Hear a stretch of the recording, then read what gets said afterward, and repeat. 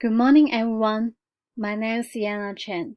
In this presentation, I'm going to speaking to you about the current educational issue, using mobile phone in school.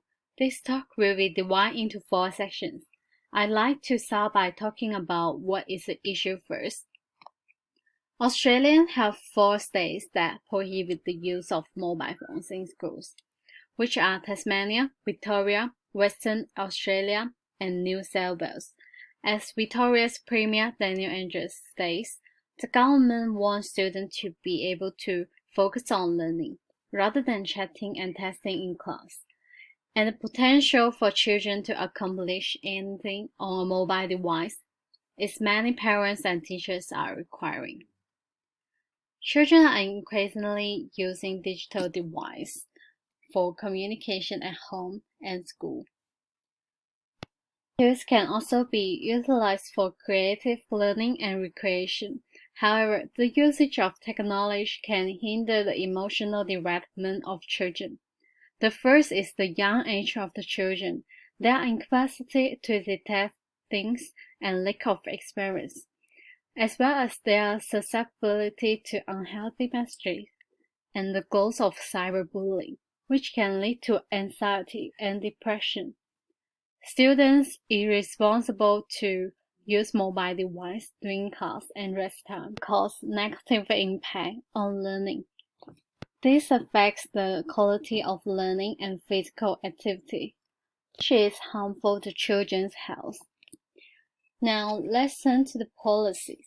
The policy released by the Educational Department of New South Wales. Student use of digital device and online service indicates that 1. Every school is required to implement a school digital device and online services procedure that aligns with this policy and with accept school practice and requirements.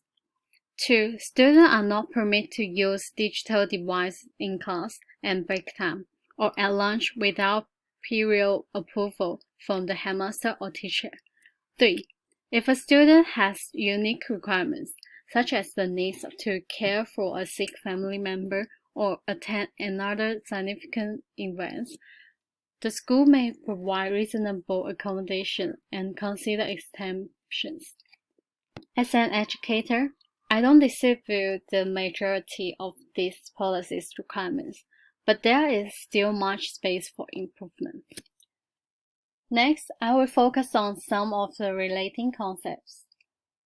I believe that in school should permit children to carry mobile phones because prohibiting them violates children's right to freedom of communication and will lead to a loss of moral trust in the school and its teachers. And many students have a rebellious attitude, questioning all school norms, and they are likely to smuggle their mobile phones to school, learning the immoral habit of lying. In school, educators and parents instill children with knowledge, skills, attitude, and values necessary for them to become engaged and informed citizens. Students' capacity to exercise discretion in areas of morality, ethics, and social justice. In the classroom and school, children are required to discuss their rights and obligations as citizens. Early citizenship for children, however, is contingent on close or unique relationship with adults, such as teachers and parents. Children have the right and freedom to decide whether to bring their cell phones back to school, but they must also take their studies seriously while at school.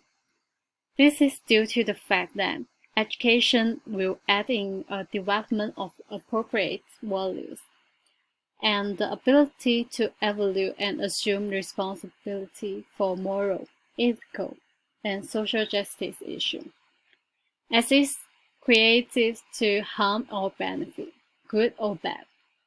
Educators must use this as an example to establish moral values in children, as well as to incorporate the value of life, liberty, honesty, and justice, guiding children to correct choose between the ethic of intention, and the ethic of responsibility.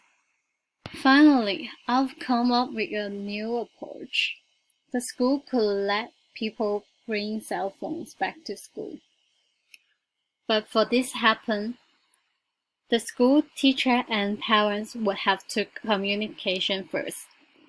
If the parents let their children bring the phone to school, they will sign an agreement with children saying that children has permission from the parents and the teacher to bring the phone back to school, leave it with the teachers at school, and have it sent back to them when the school day is over. Then they will be picked up when required by the rules. If students don't follow the rules, they will be warned a few times, and their phone will be taken away until the end of school year. Or a solution will be talked over with parents. Therefore, students can realize the rise of democracy and freedom of citizens. It effectively address the ethic, democracy, and civic issue pointed out earlier. That's all of my presentation today. Thank you for your attention.